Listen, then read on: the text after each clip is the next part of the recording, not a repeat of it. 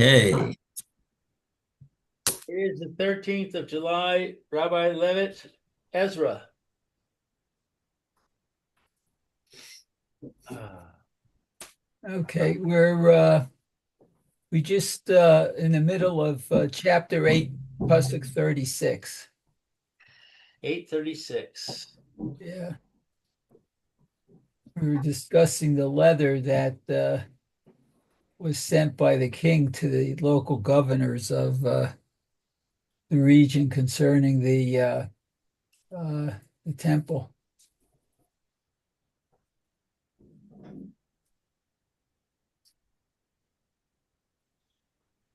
Yeah, maybe you're right about that. It does say concerning his decrees to Ezra. So maybe it is the king.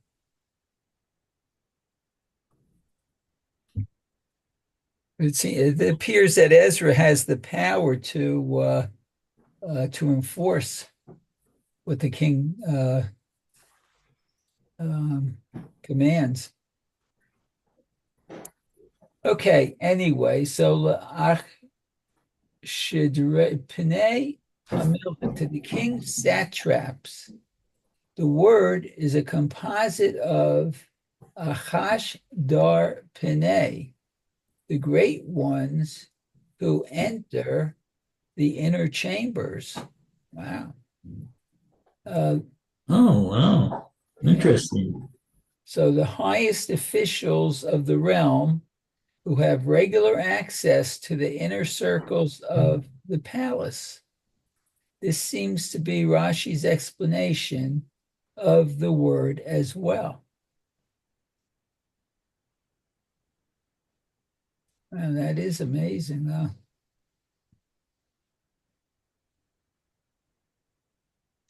Okay, Malbim notes that the king's decrees were also addressed to the non-Jewish nations. And that's a commentary on chapter 7:11. Each nation was governed by a satrap and a governor. The king's decree was now publicized to all the nations through their ministers and governors. Okay, so kings.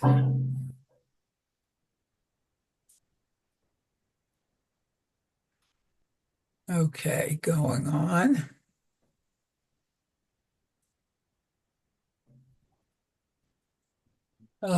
Ufa, vote, and the governors. They governed the affairs of each city. Oh, It's a little confusing. Does that mean each city had its own governor? That's what it sounds like.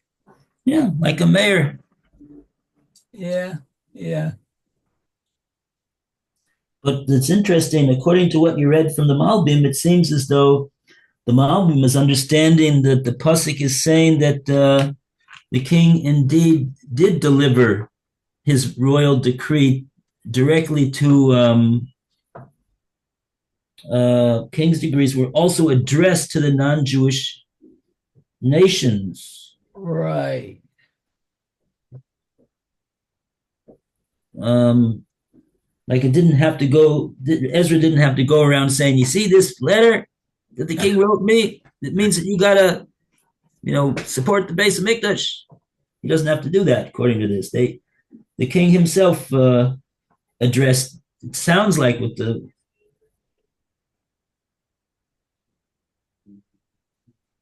I don't know what he means when I don't know what these words when it says also address the non-Jewish nations. Does that mean that the letter that was written to Ezra and put in Ezra's hand also had on the letter that it was when it said to Ezra and also to the governor of this nation and the governor of that nation? Hmm. Well, that is It sounds like no, it's the king's decrees. Yeah. Okay. I'm still well, you're right. thinking about this. It's a little confusing about how it is transmitted. Yeah, that's exactly the point. Yeah. The king's decrees, Lashon Rabim, were also addressed to the non-Jewish nations. Well, maybe that's to inform the non-Jews to leave the Jews alone and let them do what they're supposed to do. Yeah, and then they refer you to a pasuk in 7:11. What's that? 7-Eleven. The king's letter. Malbim renders Sofer a numerator. Here, it says 7-Eleven says, this is the text of the letter that King Artaxerxes gave to Ezra the Kohen, the scholar of the commandments of Hashem and his statutes to Israel. So it sounds like Ezra is doing the king's administrative work by getting it to all these governors and satraps, maybe.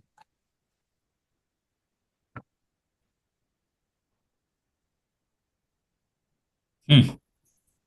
It is a Okay. bit weird, but okay. Yeah. I guess the king had more confidence in Ezra than anyone else in his administration. I That's what it seems like. mean, use the private mail service Right. as opposed to the National Postal Service. Okay. And the last comment is V'nasu et ha'am, who then showed respect for the people. They showed respect for the people by assisting them. And that's Rashi and the Mitsudo. One of the king's decrees was that the treasures provide funds to be used for the temple.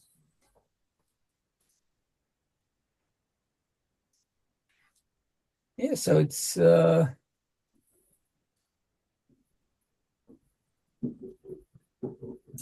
not only administrative, but it's still, to me, seems to say keep your hands off the Jews and let them do what they need to do. Yeah. Okay. So, Well, I don't know. I'm coming in a little bit late, but it says that they showed respect to the people by assisting them. So it would seem to me to be more than just saying leave the Jews alone. Oh yeah, even help them get the temple built. Yeah, Give them good money point. and give them assistance. Yeah.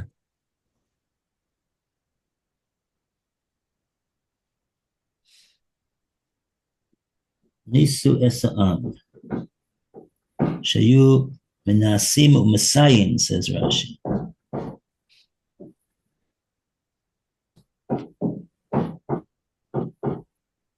Mm-hmm.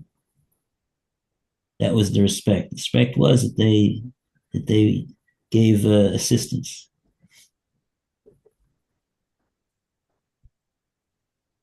And yeah, okay.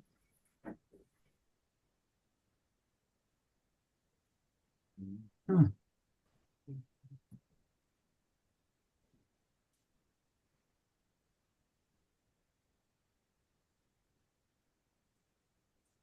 Okay.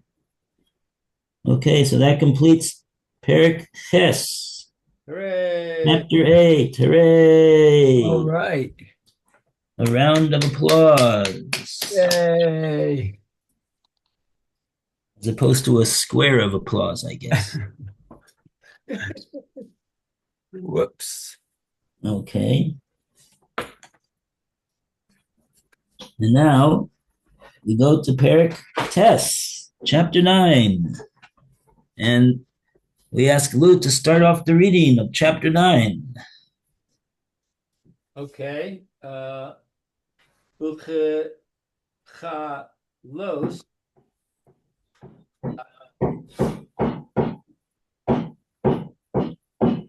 Digshu Oh, Eli Hasarim Lemor Lo Niv de Lu Ha'am Yisrael V'ha-Kohanim V'ha-Levi'im Me'amei Ha'aratzos Kiso Vosehem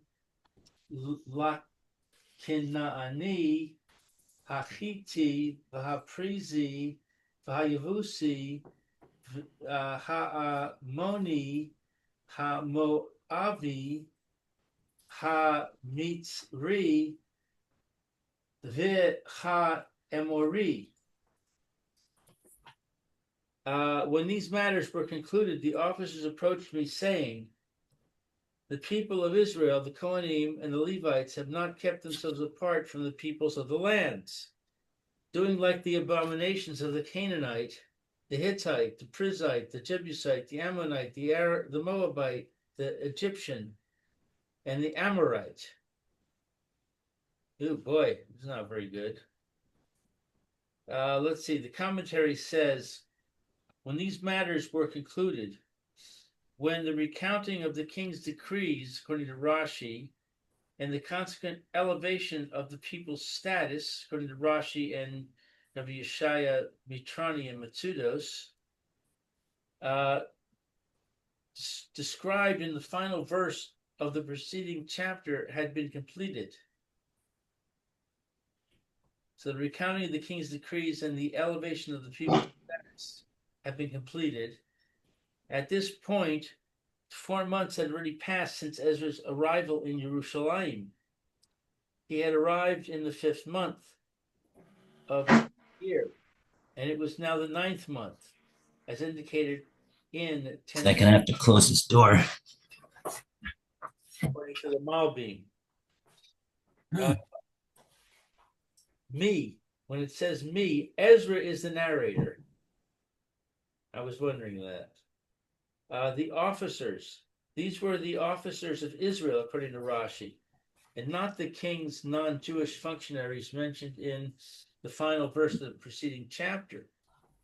The subject discussed is an internal matter.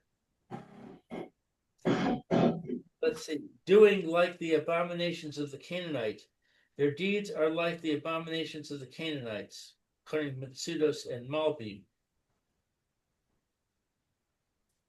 Mm.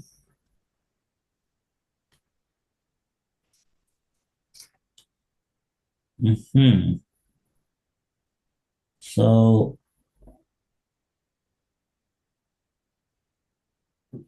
I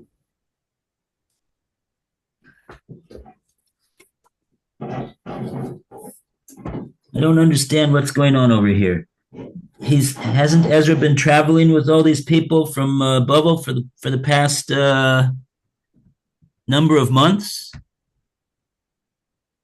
and all of a sudden, when they get to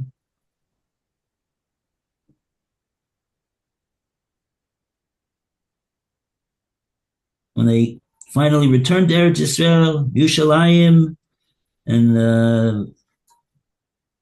they bring offerings in the temple. The royal decree has been transmitted to all the nations. They have all this honor.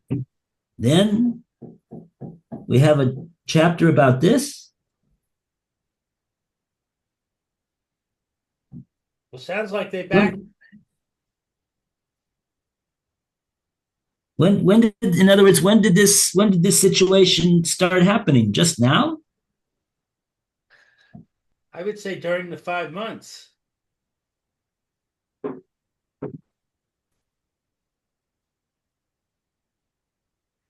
During the 5 months of their traveling from Bavel to Eretz Israel?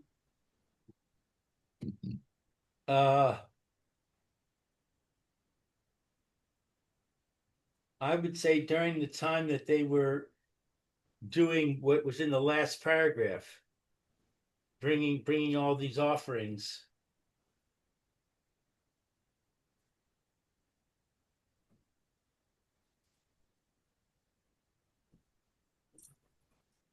All these women from different nations were in Yerushalayim that they met.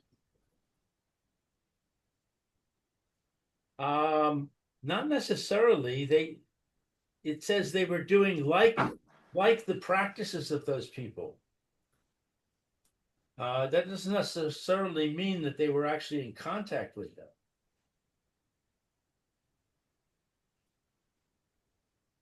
Okay, well that's actually the next pasuk. There's two Oh, things over here. in marriage, yeah, that's definitely contact.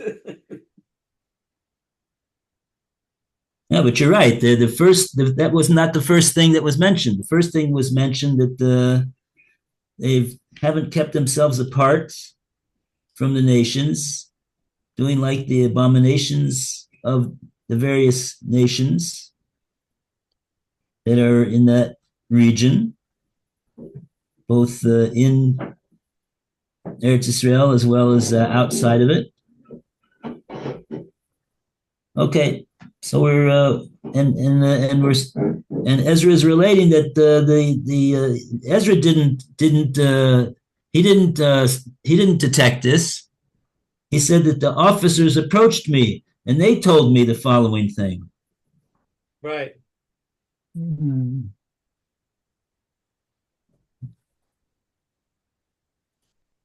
Okay.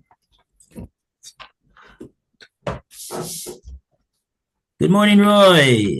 Good morning, Rabbi Levitt. Good morning, Mayor. Good morning, Lou. Good morning, Roy. Morning, Roy. Okay, so let's take a look at the next pasuk. Roy, would you like to read pasuk base in the new chapter 9, Perik Tes? Okay.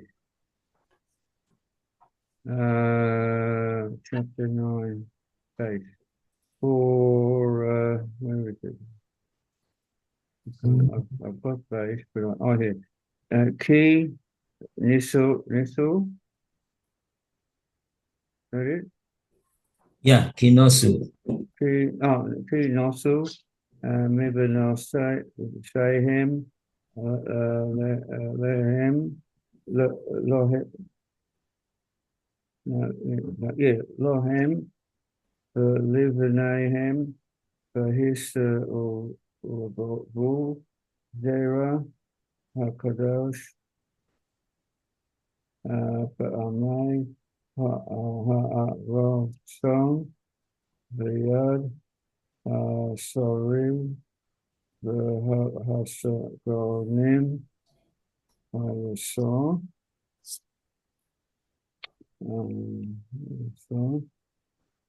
B'mao, Hazeh, Rishonon. For they have taken of their daughters for themselves and for their sons. And the holy seed has become mingled with the peoples of the land, and the hand of the chiefs and the deputies was first in this treachery.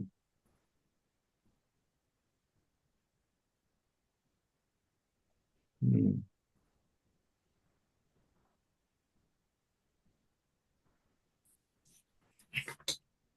Um, Hmm. and all I've got for the notes is the phrase was first in this treachery, for they commenced to deal treacherously by intermarrying with the peoples of the land, says Rashi. The rest of the people learned from them and followed suit. The Suda David, Midrash Ezra, points out that the word Rishonah first appears with a plenty spelling, with a vav, to indicate that had the leaders not commenced to intermarry, the people would not have done so. The rabbis in Genesis rubber 26:5 also stated, any breach that does not originate from the prominent people is not considered a breach.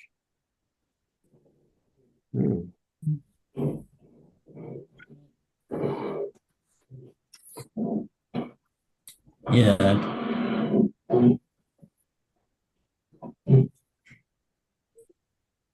I'm not sure what they mean by that, but it's only a breach if high-ranking people do a abomination. It doesn't make it not a breach if the lower people do it. Okay.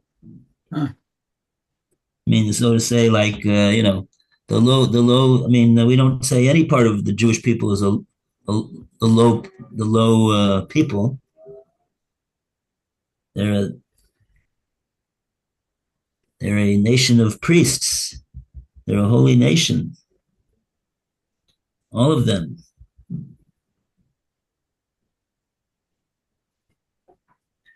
I'm not sure what that medrash means. That's in Bereshis Rabbah. I didn't look that up.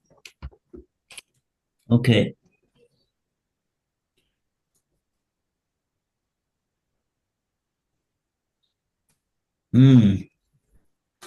Oh, so this is a note I have also on this second pasuk that it says over here, "Kinosu libnosehem," because they have taken of their daughters in marriage. And by the way, this word is the same shorish, nun sin aleph, as we had in the pasuk of the last pasuk that said that the nations of the world showed great respect by and Rashi said because they assisted the Jews in the construction of Beis Hamikdash. V'nisu es ha'am es Beis Elokim. That was talking about the nations of the world, not that they married the people, but that they showed respect. And Rashi says they even assisted them. It's interesting. The same word over here is being used to mean that that they took from non-Jewish women to marry. Kinosu. But anyway, the note over here. This is in the first note in verse 2. For they have taken of their daughters in marriage. The preceding verse faults the people of Israel with performing the abominations of the nations. And we pointed that out. They didn't say anything about intermarriage. They just said they have not kept themselves apart from the people of the lands, and they were doing like the abominations of the Canaanite, Hittite, etc., etc. So, but now we're talking about they have taken of their daughters in marriage. What is the connection? So the commentators say this second verse states the cause for which they were performing abominations of the nations, that they have taken of their daughters in marriage. They have married the daughters of the non-Jewish peoples and have followed their wives' abominable traditions. So that's the the first pasuk is saying that they're doing abominations, and the second pasuk is saying, you know why they started doing that? Because they married these women that was their tradition. They do abominations. Okay.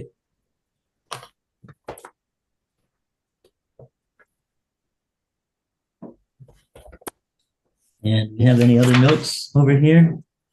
Oh, yeah, we have an awful lot of notes, actually. We have a lot more over here, but we don't have time for it right now. Okay. Okay, to be continued. Thank you, Rabbi. Everybody have a very, very good Tanis Yes. and do and we right. Remember that the point of the Tanis is not just to fast. The point of the Tanis is to try to improve ourselves in some way, Ah, even something very small, because there's no really such a thing as something that's small. Everything is big, big, big. If it's a change, okay, and even a resolution to do so is very, very big. Okay, all the best. That's Lakaraba. All right, see you in a few minutes.